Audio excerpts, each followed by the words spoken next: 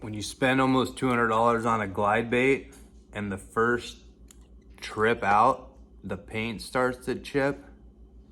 Let's talk about it. I want to talk about the importance of dealing with companies that stand by their product, and how do you get to the point of spending this kind of money on these baits. This bait right here I spent 200 bucks on. This one I think it was like 160, 170 bucks. How do you get to that point? And the importance, like I said, of dealing with companies that stand by their product. You know, I don't only buy the best product because I think it's going to help me catch more fish or it works the best. I don't care if it does work the best. If a company doesn't stand by its product, I don't want to deal with them. And the other day, Josh from Clutch Swimbaits was doing a video talking about different fishing lines or something like that. And I was scrolling through the comments and I saw a guy saying, hey, I haven't got my baby boss yet. So I asked him, I was like, hey, did you get it from the last drop? Because I just got mine last Friday. And it's Friday again, so this is a week ago. I got this bait. And I commented on it yesterday, on Thursday. Anyways, and he was like, yeah. And I was like, yeah, I got mine last Friday. Unfortunately, the paint's already chipping. I went fishing on Monday night, Tuesday night, when this happened. And he had commented back saying that one of his clutch baits had the same thing. The paint was chipping. Now, I'm not coming on here to bash Clutch swim baits. In fact, I'm doing the exact opposite. And he responded with, you know, one of his baits had started chipping and he wasn't able to get a hold of Clutch. And I'm like, man, that's a bummer. That really bums me out. You know, I spend this kind of money on a bait. It's already chipping. Then I got a DM, like almost immediately after. I got a DM from Clutch saying, hey, what's your email address? We'll send you a shipping label and we'll take care of you. Turns out, it sounds like they had an issue with the primer, which I totally understand.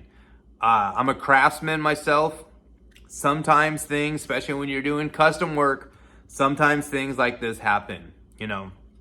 But that's the importance of dealing. I don't know why the other guy wasn't able to get a hold of Clutch to get his baits warranted. Maybe he was emailing the wrong person, or maybe he just got overlooked. You know what I mean?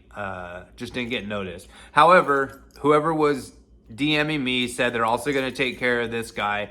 And I told them, I was like, you know, I actually have the full-size boss, and the paint's chipping on that one also. And I kind of just chalked it up to, you know, the joints moving. This bait, the joint had gotten stuck like that a couple of times. I think I need to adjust it and make it so it doesn't have as much of an angle. And so I was just like, oh, it's just the joints banging together, you know, maybe, no, I wasn't really, I was like, maybe I shouldn't worry about it too much. But then I started looking at all my other baits, you know, even some of my cheaper baits, and none of them are chipping like that. So that was what kind of, I was like, man, maybe I should, you know, see if they're willing to work with me on it. And they are. They stood by their product. They said they had an issue with the run of baits. And they said, even send this one back and we'll take care of this one as well. So, you know, it's really important to deal with companies that stand by their product. You know, I really like St. Croix rods. I don't know, I've been fishing them since I was a kid. And I have one of their rods, I've broken it like 3 times. Same rod, I've broken it 3 times. A couple of times may have been a passenger on my boat's fault. However, the rod was broke. They took care of it. It wasn't a big deal. Now, how do you get to the point of spending hundreds of dollars on these little swim baits? Not little, on these swim baits. You know, Randy Blockett has done a video saying the worst bait in the whole world. Don't spend your money on these swim baits. They're not going to help you catch more fish. And then he followed it up with a video about how to swim glide baits.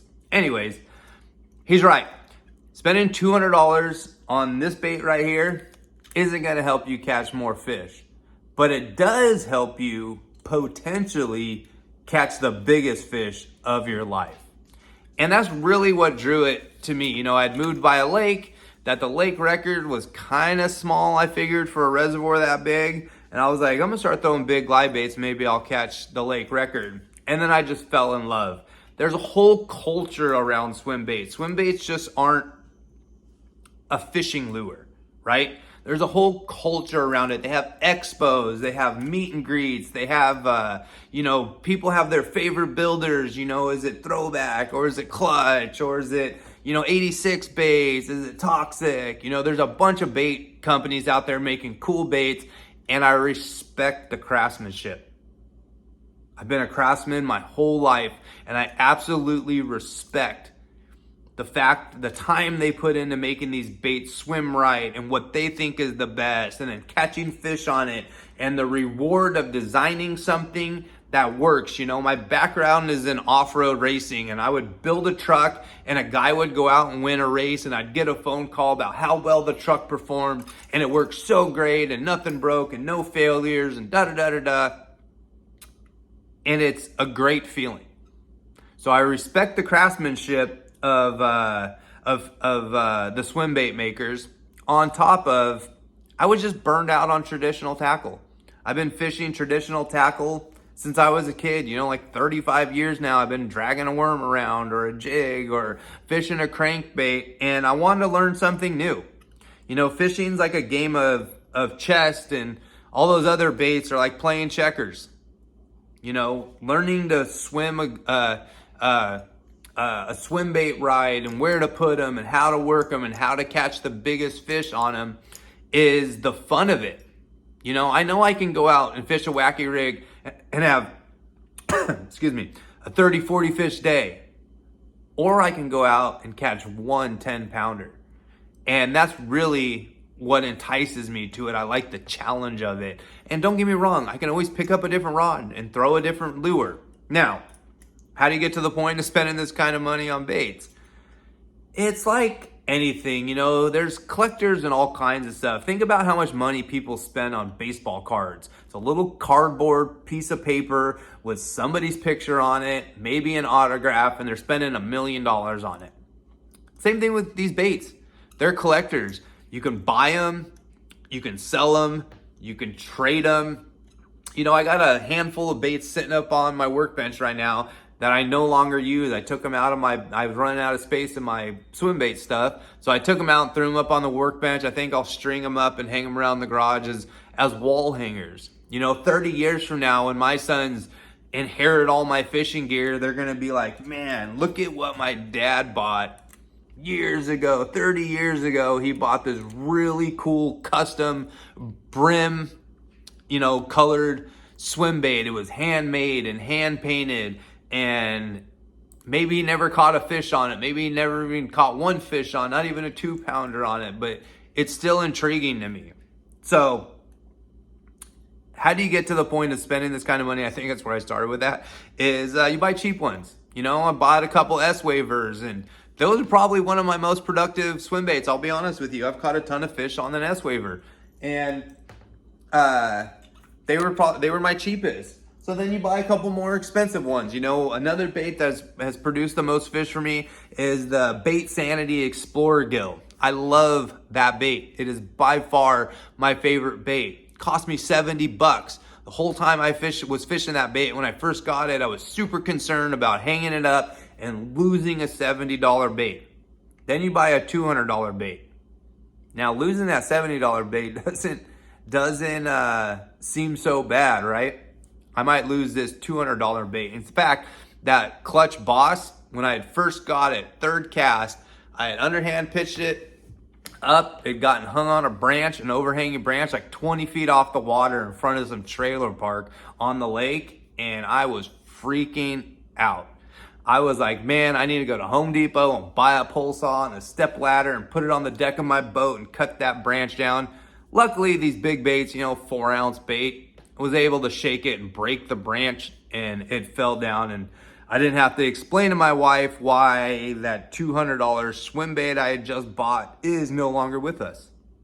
So you start to get numb to losing these baits after a while, right?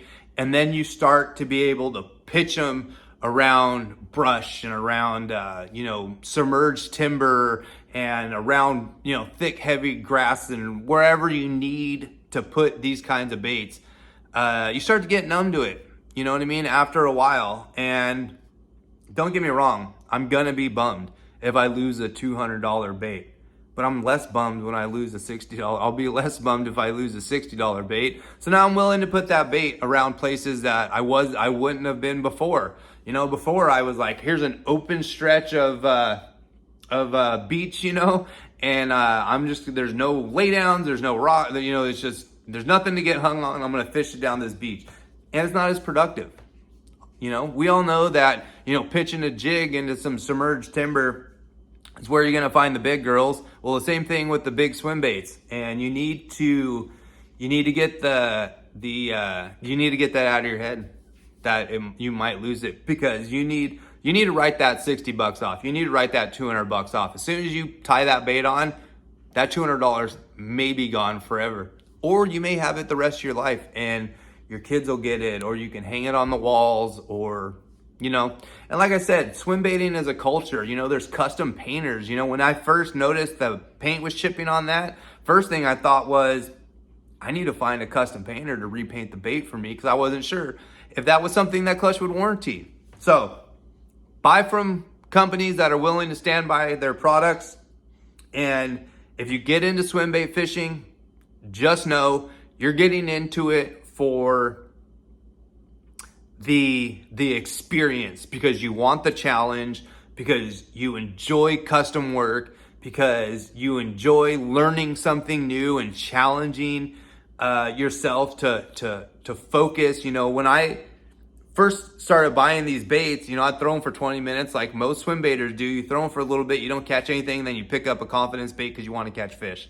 Well, I eventually took everything out of my boat other than top water baits and big swim baits. So I'd throw top water in the morning. As soon as the top water bite turned off, only thing I had to throw was swim baits, so I learned to use them. And now I enjoy it. It's one of my favorite ways to fish. It's one of my favorite ways to catch them. And I enjoy supporting small companies that are good at their craft and are building these quality baits and putting in the time and the work. And it's a passion. It's a culture. It's not I'm gonna win tournaments, I'm gonna go out and catch 50 fish on. Swim baits are a whole different animal. So don't get into them thinking you're gonna now catch 1 million fish, but you might catch your next PB, or you might catch your PB on it. So that's what inspired me to get into them. And like I said, support small companies that stand by their product. And till next time.